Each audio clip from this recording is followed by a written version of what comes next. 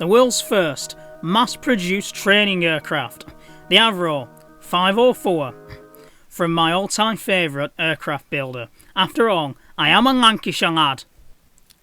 Safe and easy to handle, the modest but much loved Avro 504 was the machine in which many thousands of pilots learned to fly in the wire and fabric era. Developed from the smaller Avro 500, the 504 was pleasantly proportioned.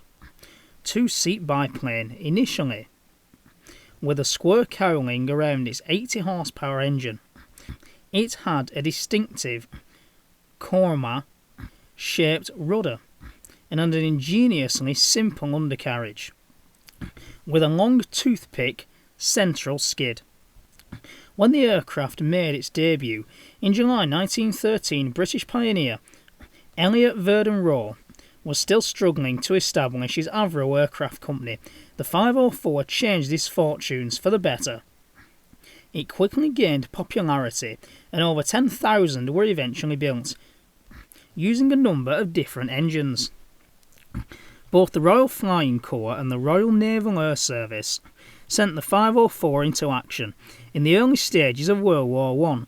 Its role included reconnaissance and bombing. 3 504s damaged the Zeppelin works at Friedrichshafen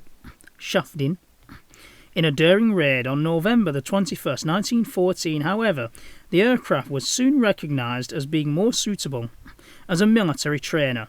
After the war, many 504Ks were turned to civilian use. Countless members of the public had their first experience of flight in the type taken up for joyrides by pleasure flight operators.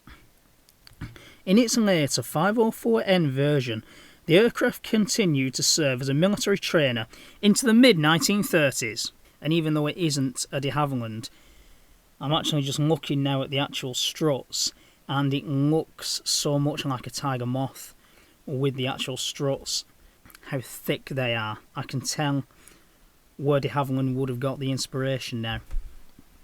Specifications: power plant 504K, 100 horsepower, line 1, rotary engine, and that's right, I didn't pronounce that right. Wingspan 36 feet, wing area 330 square feet, length 29 feet 5 inches, gross weight 1,829 pounds, cruising speed 120 kilometres or 75 miles per hour, range, and this really did shock me, 402 kilometres or 250 miles, accommodation 2 crew, and first flight July 1913.